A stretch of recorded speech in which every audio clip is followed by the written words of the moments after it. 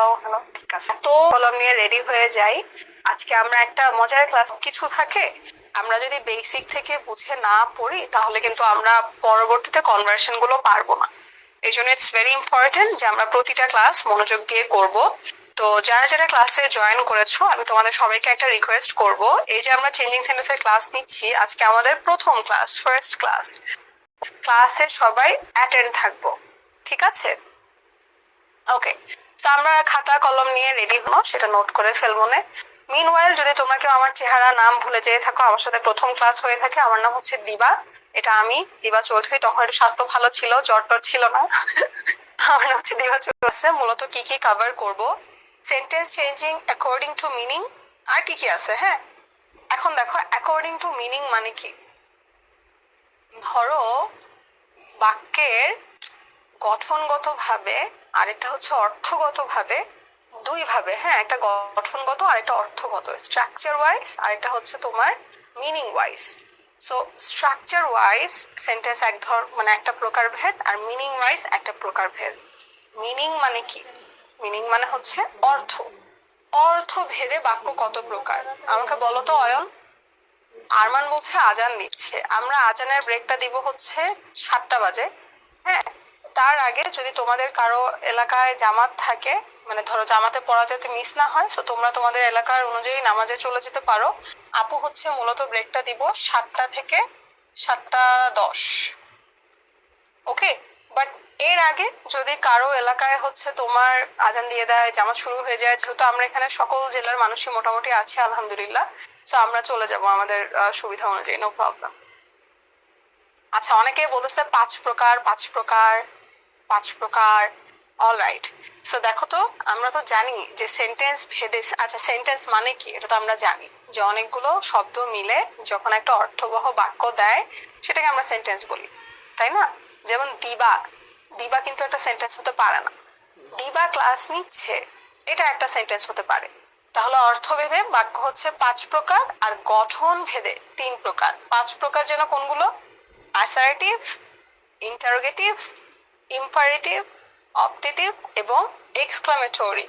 একজন বলছে আপু আমার ভয়েস আর ডিগ্রি নাই। বাবা, ইয়েতে এসএসসি তে তো থাকবে, তাই না? শিখে ফেলি, এখন নাই পরে তো থাকবে। ফাহাদ মিস করো নাই। সো 5টা আমরা এক টানে একবার বলে ফেলি। অ্যাসার্টিভ মানে কোনটা? অ্যাসার্টিভ মানে হলো বিবৃতিমূলক। বিবৃতি, যখন সাধারণভাবে একটা সেন্টেন্স বলা হয় তখন সেটাকে আমরা বলি কি? Assertive sentence. ধরো আমি বলছি, কি বলছি, ওসমান গনি ফুটবল খেলে। এখানে আমি কোনো প্রশ্ন করিনি, এখানে আমি কোনো নর্মাল কিছু বলি নাই, মানে না সরি, এখানে কোনো আদেশ দেই নাই, কোনো দোয়া করি নাই, নর্মাল একটা স্টেটমেন্ট। এটাকে আমরা বলি অ্যাসার্টিভ সেন্টেন্স। এই অ্যাসার্টিভ সেন্টেন্সটা আবার 2 প্রকার। অ্যাফার্মেটিভ মানে হ্যাঁ, নেগেটিভ মানে না। ঠিক আছে, এটা তো তোমরা জানো মনে হয়। ধরো আমি বললাম আই লাইক ফুটবল, আমার ফুটবল ভাল লাগে, এটা হলো affirmative. I don't like football, আমার ফুটবল ভাল লাগে না, এটা হলো নেগেটিভ, তাই না? ইন্টারোগেটিভ সেন্টেন্স, ইন্টারোগেটিভ মানে কি? ইন্টারোগেটিভ মানে হচ্ছে যখন আমরা কোনো প্রশ্ন করি। ঠিক আছে, মাইশা জান্নাতুল বলছে 15 মিনিট ব্রেক দিয়ে। আচ্ছা ঠিক আছে, যাও 15 মিনিট ব্রেক দিব। বাচ্চাদের পড়া, তাই না? হ্যাঁ, আমরা বেসিকটা এই জন্য তাড়াতাড়ি টান দিয়ে চলে যাবো, কারণ এগুলো ছোট বাবুদের পড়া, এগুলো আমাদের মনে আছে। আমরা এক টান দিয়ে চলে যাবো, তারপর আমরা মেইন পড়ায় ঢুকে যাবো। ওকে মেহেদি? সো ইন্টারোগেটিভে আমরা কি বোঝাচ্ছি? ইন্টারোগেটিভে হচ্ছে আমরা প্রশ্নবোধক বোঝাই। যেমন এই যে তোমরা যখন জিজ্ঞাসা করো যে মিস আজকে কেমন আছেন, ম্যাম আজকে কেমন আছেন, এই যে একটা প্রশ্ন করি, সেটা হলো ইন্টারোগেটিভ সেন্টেন্স। ইম্পারেটিভ, ইম্পারেটিভ মানে কি? যেখানে আমরা রিকোয়েস্ট করি, অর্ডার দেই, কি বললাম, পড়তে বসো, পড়তে বসো, এটা কি একটা অ্যাডভাইস দিলাম না? আবার ধরো আমি বললাম যে তুমি কি আমাকে একটু সাহায্য করবা প্লিজ, সাহায্য করবা প্লিজ, এই যে দয়া করে, এই যে আমরা বলছি একটা রিকোয়েস্ট করছি, এটাও ইম্পারেটিভ। তারপরে আসো অপটেটিভ। অপটেটিভ মানে কি? যখনই হচ্ছে আমরা কোনো দোয়া বা প্রার্থনা করা বুঝাই। দোয়া বা প্রার্থনা মানে কি? ধরো আমি তোমার বললাম যে, কি বললাম, মে আল্লাহ ব্লেস ইউ, আল্লাহ তোমার ভালো করুক। তো এই যে আমি তোমাকে এরকম দোয়া করে দিচ্ছি, প্রার্থনা করে দিচ্ছি, এগুলোকে আমরা বলি হচ্ছে অপটেটিভ সেন্টেন্স। ঠিক আছে, last but not the least, exclamatory. Exclamatory মানে আমরা কি বোঝাই? যেই সেন্টেন্সে আমরা কোনো এক্সপ্রেশন এক্সপ্রেস করি, হতে পারে সেটা কোনো হ্যাপি এক্সপ্রেশন, খুশি খুশি, হতে পারে আবার একদম স্যাড। যদি আমরা কোনো এক্সপ্রেশন এক্সক্লেম করি, ধরা বললাম ইয়াস বাংলাদেশ জিতে গেছে, তাই না? তখন সেই ক্ষেত্রে আমরা সেটাকে বলি এক্সক্লামেটরি সেন্টেন্স। তো এটা একদম পুকি মার্কা একটা স্লাইড, এত পুকি স্লাইড যে আমরা এখানে মোটামুটি সবই পারি। তারপরও যদি তোমাদের কোনো প্রশ্ন থাকে বলো। যদি কেউ বলে থাকো যে আপু আপনি এত দ্রুত কেন গেছেন, কারণ এগুলো বাবুদের, এগুলো অনেক পুকি, হ্যাঁ আমাকে বলো ম্যাম সিলেবাসে তো ইম্পারেটিভ সেন্টেন্স নাই। বাবা ইম্পারেটিভ সেন্টেন্সটা বেসিক, ঠিক আছে? বলো না বুঝছো কিনা? তাহলে আমরা হচ্ছে নেক্সটে চলে যাই। আজকে আমরা কি পড়বো? আজকে আমরা মূলত হচ্ছে তোমার ট্রান্সফরমেশন পড়বো। সো ভয়েস ডিগ্রি নিয়ে যারা এত বেশি বদার্ড, ভয়েস ডিগ্রি তো নাই, ভয়েস ডিগ্রি তো পড়াচ্ছি না রে বাবা। আকাশ বলতেছে আপনার সাথে সাক্ষাৎ করবো কিভাবে? শিখো, অফিসে চলে আসো। Clear, thank you. কোয়াইটলি পড়ান, কোয়াইটলি কথা বলে তুমি বুঝবা কেমনে? একটু করবো, সাইন ল্যাঙ্গুয়েজে পড়াবো। হ্যাঁ গুড রুদ্র, সবাই বুঝেছে, থ্যাংক ইউ, ভেরি গুড। তোমরা একটু বইলো, বুঝছো কি বুঝো নাই একটা টপিক পড়ানোর পর একটু বলো। হ্যাঁ জুবাইর বলছে আপনি কি কি ক্লাস নেন? আপু শুধু ইংলিশ ক্লাস নেই, আমি আর কিছু পারি না, শুধু ইংরেজি পারি, তাই ইংরেজি পড়াই। আচ্ছা, ট্রান্সফরমেশন অফ সেন্টেন্সেস। এখন আমরা খাতাপত্র নিয়ে রেডি হয়ে যাই। আমরা এখন ভালো মতো শিখবো। যারা আমরা বলি না যে আপু ট্রান্সফরমেশন প্যারা লাগে, এটা বুঝি কম, আজকে একদম মাস্টার হয়ে যাবো ট্রান্সফরমেশনের। ওকে, প্রথম কথা, আপু ট্রান্সফরমেশন মানেটা কি? এই যে বলেন ট্রান্সফরমেশন অফ সেন্টেন্সেস, এটার মানেটা কি? ট্রান্সফরমেশন শব্দের অর্থ কি জানো? রূপান্তর, রূপান্তর করা। ধরো এখন আমি একটা মানুষ, আমি একটু পরে একদম জোকার সেজে আসলাম, আমি নিজেকে ট্রান্সফর্ম করলাম, রূপান্তর করে ফেললাম। তো যে কোনো মানুষ বা যে কোনো কিছু যে একটু নিজের মধ্যে পরিবর্তন আনে, এটাকে আমরা বলি রূপান্তর করে ফেললাম। এখন দেখো, এই যে আমি একটা জোকারের লুক নিয়ে আসলাম, আমি কিন্তু মানুষ হিসেবে পরিবর্তন হই নাই, ওই দিবা চৌধুরী দিবা চৌধুরী আছি, কিন্তু আমার আউটলুকটা পরিবর্তন হয়েছে, তাই না? সো একটা ট্রান্সফরমেশন, একটা সেন্টেন্সকে যখন আমি ট্রান্সফর্ম করব, মিনিং কিন্তু বদলানো যাবে না, মিনিং যা আছে তাই থাকবে। আমি শুধু কি করব, আউটলুক, ওভারভিউটা চেঞ্জ করে ফেলবো। ঠিক আছে, আমরা শিখছি অ্যাফার্মেটিভ টু নেগেটিভ, অর্থাৎ হ্যাঁ থেকে কিভাবে না করতে হয়। কিন্তু আমি তোমাদেরকে বলবো তোমরা একই সাথে দুটোই শিখে ফেলো, না থেকেও কিভাবে হ্যাঁ করতে হয়, হ্যাঁ থেকে না করতে হয়, দুটো একসাথে শিখে ফেলো।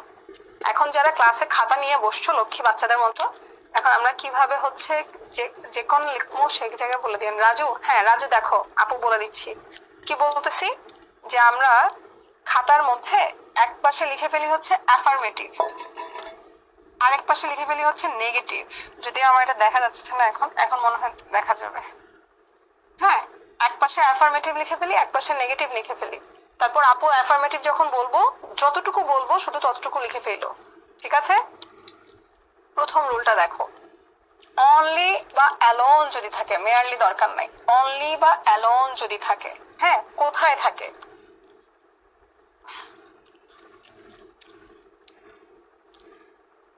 আমার এই যে এভাবে আমরা প্রথমটা দেখাই দিলে বাকিটা নিজেরাই লিখতে পারবা। অ্যাফার্মেটিভ সেন্টেন্সে যদি অনলি বা অ্যালোন থাকে এবং অনলি বা অ্যালোন দ্বারা যদি কোনো পার্সনকে বোঝায়, কাকে বোঝায়? পার্সনকে অথবা গডকে বোঝায়। পার্সন মানে তো বুঝছো, ব্যক্তি। অনেকে অ্যান্সার দিয়ে দিচ্ছে, থ্যাংক ইউ। ফাহাদ খান বলছে আজান দিচ্ছে, আজান তো দিবেই বাবা, আজান দেওয়ার সময় আজান দিবে না? আচ্ছা, তো অনলি বা অ্যালোন দ্বারা যদি পার্সন বা গডকে বোঝায়, তাহলে আমরা নেগেটিভে সেখানে কি লিখবো? তার জায়গায় নান বাট, নান বাট। ধরো আমি লিখলাম only Allah can help us, আমাদেরকে সাহায্য করতে পারে শুধু আল্লাহ, only Allah can help us. তাহলে এটা আমরা কিভাবে চেঞ্জ করব? অনলি বা অ্যালোন থাকলে আমরা মাত্র কি শিখলাম? অনলি বা অ্যালোন উঠে গিয়ে কি বসে? নান বাট, তাই না? তাহলে none but Allah can help us, none but Allah can help us. Okay, এই অনলি বা অ্যালোন দ্বারা, আশা করি এটা বুঝছো, বইলো? হ্যাঁ আচ্ছা, অনলি বা অ্যালোন দ্বারা যদি পার্সন বা গড না বুঝিয়ে কি বোঝায়? যদি যদি আমরা কোনো বস্তু বোঝাই, আমরা কোনো থিংস বোঝাই, বস্তু, ঠিক আছে, তখন আমরা লিখবো নাথিং বাট। কোনো বস্তু বোঝালে আমরা লিখবো নাথিং বাট। ধরো আমার হচ্ছে তোমার, ম্যাম এটাকে তুলবো, এই যে বাবা এই যে এতটুকু তুলো, আমি যতটুকু লিখেছি আমি তো তোমাদের দেখানোর জন্যই তুললাম। নামাজের সময় দিব তো। আপু কি বলেছে যে আমরা তো অনেক জেলার মানুষ আছি, এক একজনের তো এক এক সময় আজান দেয়। তো আমি হচ্ছে চাচ্ছি 7টায় দিব ভেবেছিলাম, বাট যেহেতু সবাই বলতেছো যে আজান মোটামুটি দিয়ে দিচ্ছে, আমরা 6:55 দিব না। এর আগে যদি কারো জামাত মিস হয়ে যায় বা এরকম মানে, তাহলে তুমি পড়ে আসো, কোনো সমস্যা নাই।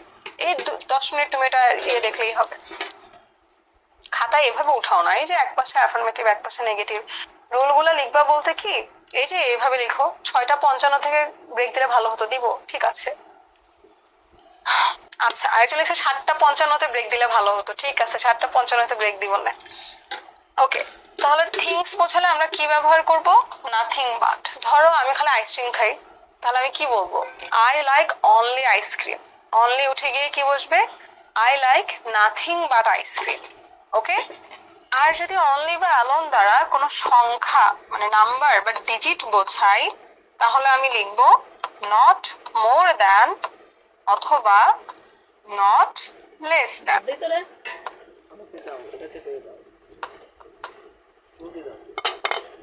আচ্ছা বুঝছো নাকি দেখো তো?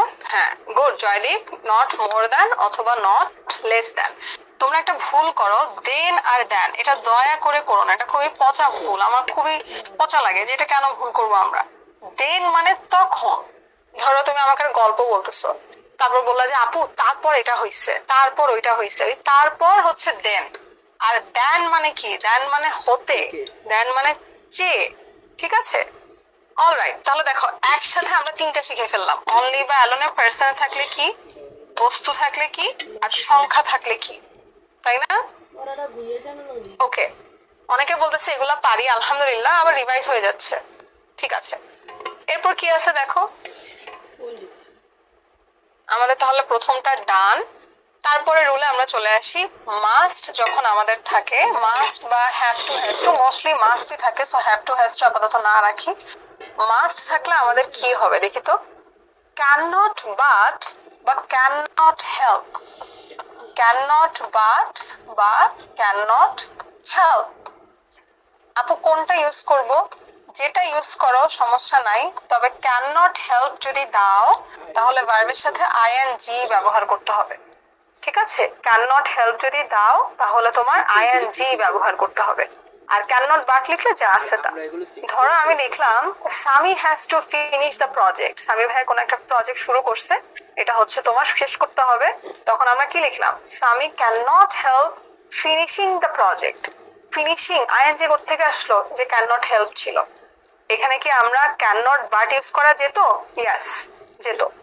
Sami can not but finish the project, বুঝছো? দেখো তো এটা বুঝছো কিনা। একজন বলতেছে এটাকে মুখস্থ করতে হবে, মুখস্থ করতে হলে কি আপু ক্লাসে বোঝাতাম, তাহলে তো বলতাম যে মুখস্থ করে ফেলো, ইংরেজি কখনো মুখস্থ করতে হয় না, ঠিক আছে। দেখো না বুঝছো কিনা এটা, তাহলে পরেরটায় চলে যাই। আর যদি এটা বুঝো, আইএনজি এসছে, এই যে আইএনজি এসছে কারণ তুমি হেল্প লিখেছো, যদি হেল্প লিখো তাহলে আইএনজি, আর যদি হেল্প না লিখো বাট লিখো তাহলে আইএনজি হয় না। তোমাদেরকে একটা প্রশ্ন দেই, এটার উত্তর দাও, তারপর আমরা নামাজের ব্রেকে চলে যাই। তোমাদের প্রশ্নটা হচ্ছে, I must submit my homework, এটা বলো তো কি হবে, I must submit my homework.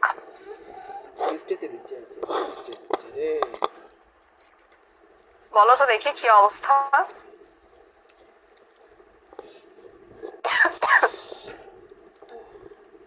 ING না দিলে ফারজানা, তখন আমরা ক্যান নট বাট দিয়ে করতে পারি।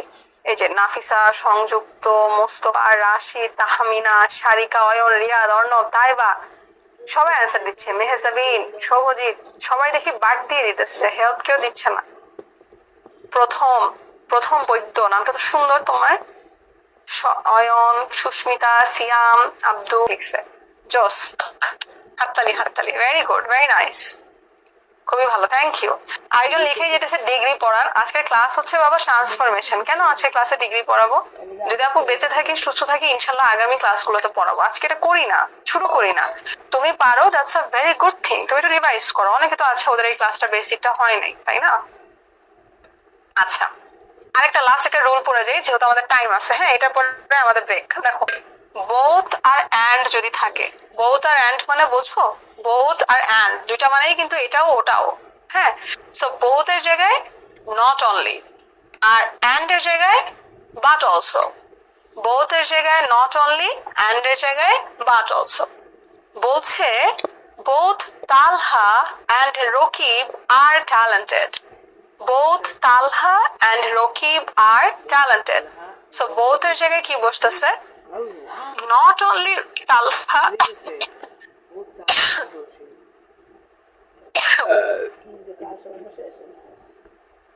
but also Rokib are talented. So আমরা কি করলাম? জাস্ট বোথ এর জায়গায় নট অনলি লিখলাম এবং অ্যান্ড এর জায়গায় হচ্ছে আমরা বাট অলসো লিখলাম। সো আপু তোমাদেরকে যেভাবে হচ্ছে এটা লিখতে বলছি সেখানে লিখে ফেলো। অ্যাফার্মেটিভে বোথ অ্যান্ড, নেগেটিভে লিখে ফেলো বাট অনলি, বাট অলসো। বুঝছো? ঠিক আছে। সো গাইস, তোমাদেরকে একটা ব্রেক দিয়ে দেই নামাজের। এখন